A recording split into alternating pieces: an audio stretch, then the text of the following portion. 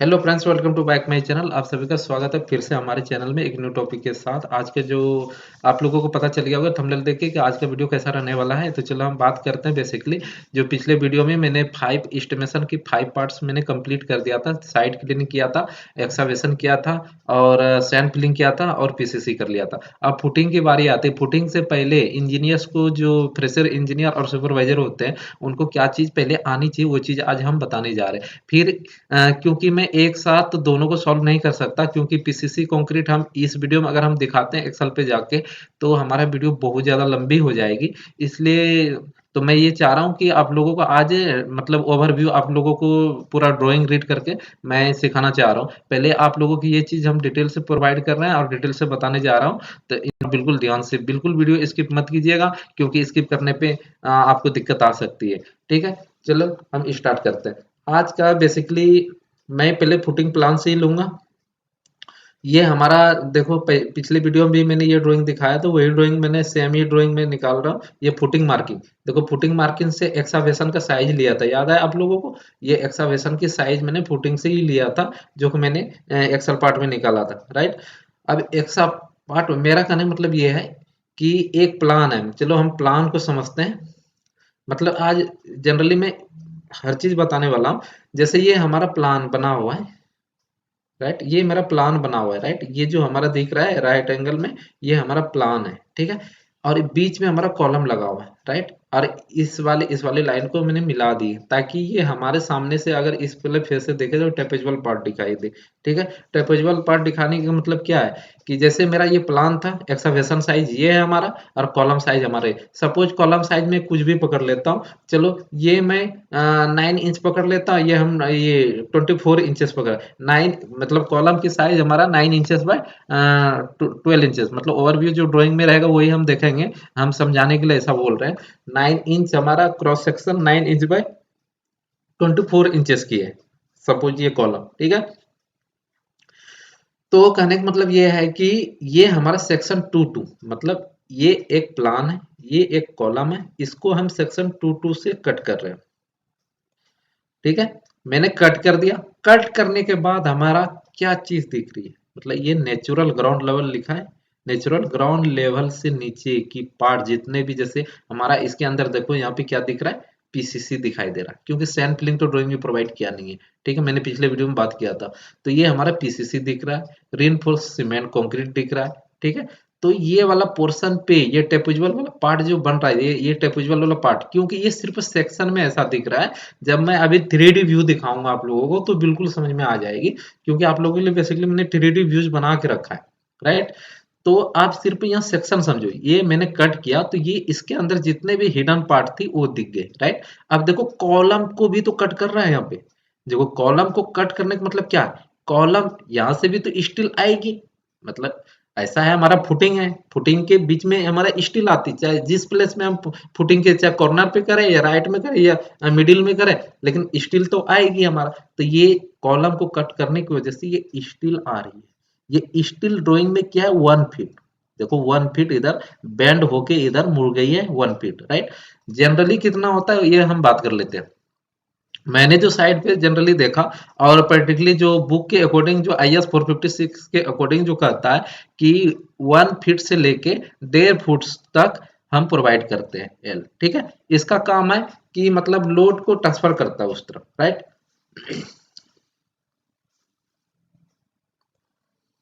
ठीक है, आपको समझ में आ गया ये चीज।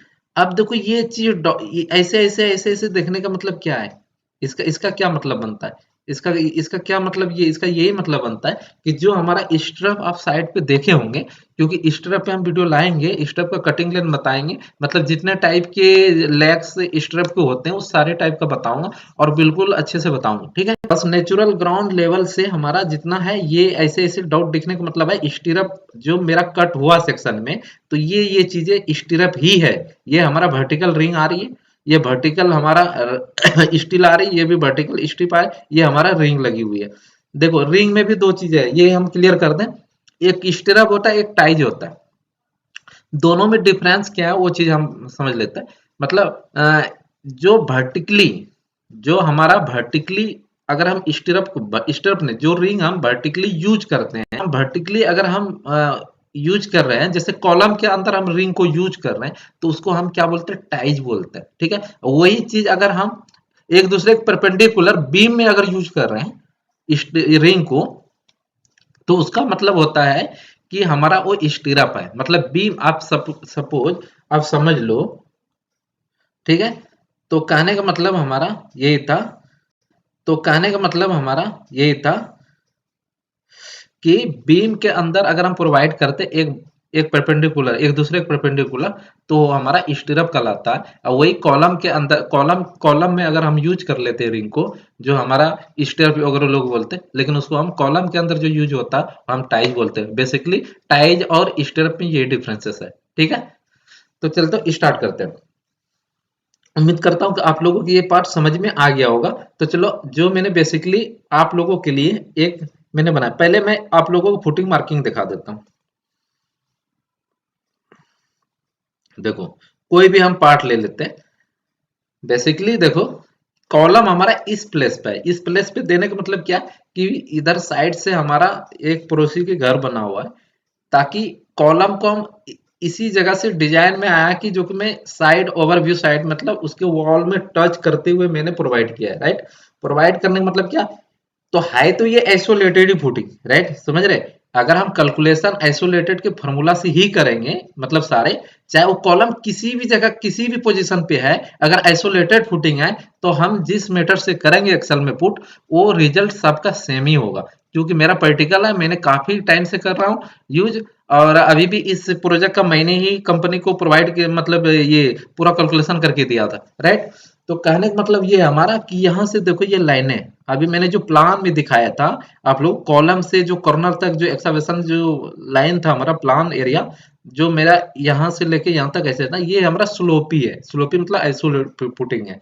ठीक है, वो चीज हम दिखाएं। तो डायमेंशन मैंने प्लान का यहाँ से लिया था, और ये चीजें मैंने आप लोगों को दिखा दी कि सेक्शन अगर यहाँ से मैं ऐसे कट करते हैं, कट करने के बाद हमारा क्या क्या दिखाई देता है हिडन पार्ट, वो मैंने आप लोगों को सेक्शन में समझा पाया ठीक से। ठीक है, अब हम चलते हैं जो थ्री डी व्यू होता है। हम थ्री डी, देखो ये मैंने आप लोगों के लिए बेसिकली बहुत मेहनत से बनाई है।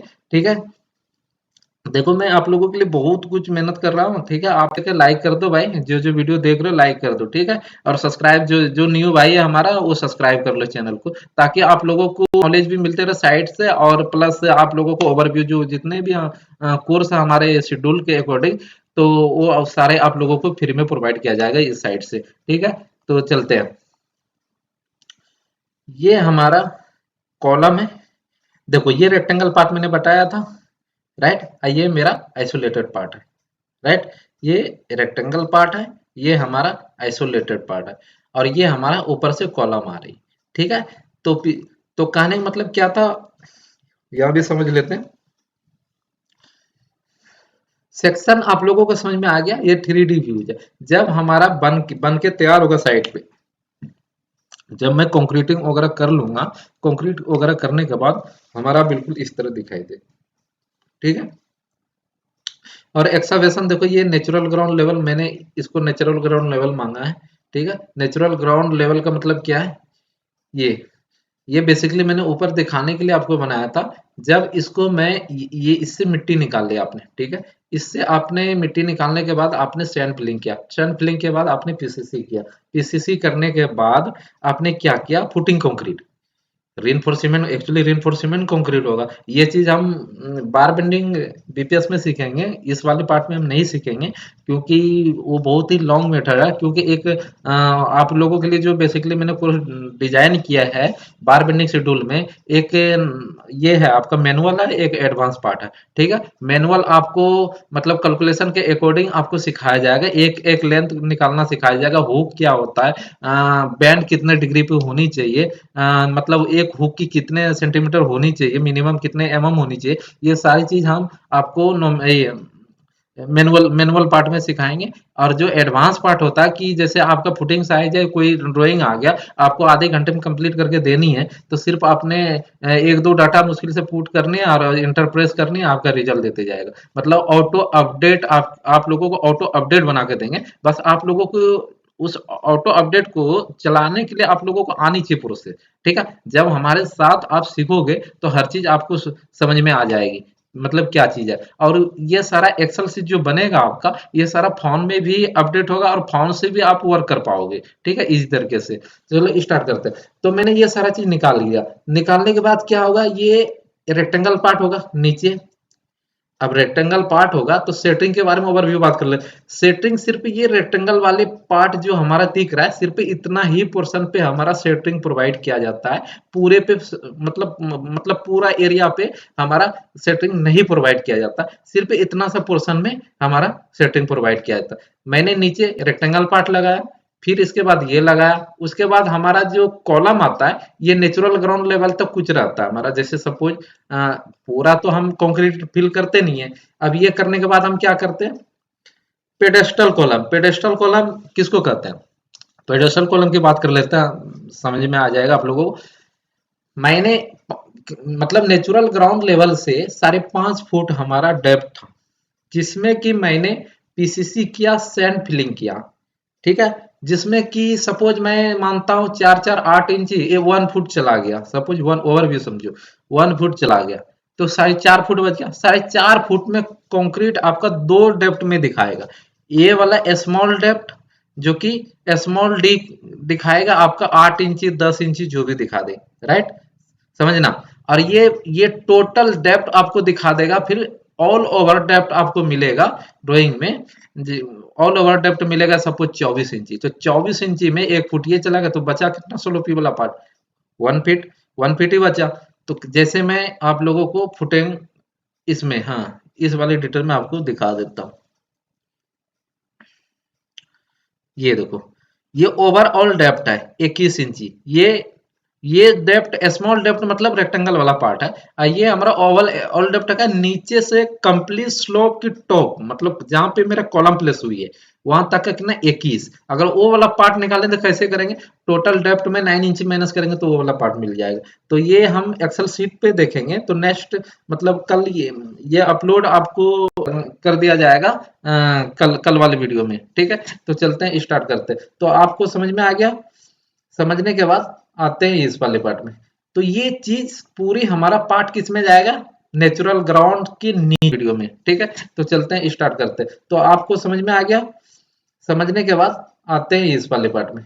तो ये चीज पूरी हमारा पार्ट किस में जाएगा, नेचुरल ग्राउंड के नीचे। अब नेचुरल ग्राउंड के नीचे से कुछ हिस्सा कॉलम वाले पार्ट बच जाती है, कॉलम वाली पार्ट बच जाती है।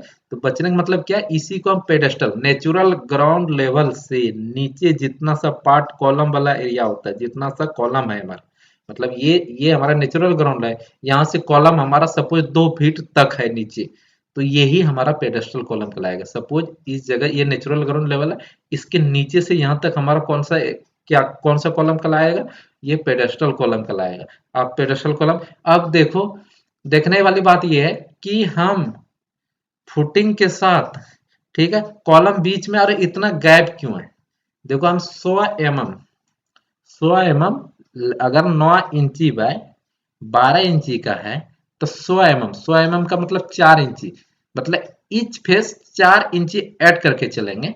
क्योंकि हमें सेटरिंग प्रोवाइड करना पड़ता है, एक रेक्टेंगल सा मैश बन जाता है और उससे भी हमारा लुक वाइज अच्छा लगता है देखने में। और मेनली प्रोवाइड करने के, सेटरिंग प्रोवाइड करने के लिए हम ऐसा करते हैं, 4 इंची ईच फेस में हम ऐड कर लेते हैं। इसीलिए ये चीज आपको दिखाई दे रहा है। ठीक है, क्योंकि यहाँ पे हम जो फुटिंग के केस में कवरिंग की जो मैंने बात किया था, फुटिंग फुटिंग के केस में हम 50 mm कवर करेंगे, और कॉलम के केस में हम 40 mm करते हैं। तो अभी हमारा फुटिंग के केस में हम 50 mm करते हैं, 2-2 इंची 4 इंची ऐसे। इसमें कॉलम के फेस में हम कवरिंग करें, जो सेटरिंग लगेगी वो अलग चीज हमारा। लेकिन ये जो हम कंप्लीट ईच फेस जो करते हैं 100 mm हम ऐड करते हैं हर तरफ से, राइट। तो आप लोगों को उम्मीद करता हूँ समझ में आ गया। आज का वीडियो इतना ही। बस आप लोगों से रिक्वेस्ट है कि बस आप लाइक और सब्सक्राइब करके जाइएगा। Thank you so much. मिलते हैं कल नेक्स्ट वीडियो में। एक्सेल पार्ट में मिलेंगे आप लोगों से, जो मैंने आज डाटा आप लोगों को समझाया और जो मैंने रीड करना सिखाया आप लोगों को, ये सारी डाटा कैसे पुट किया जाएगा एक्सेल शीट में, और एक इजी प्रोसेस कैसे अपनाया जाए।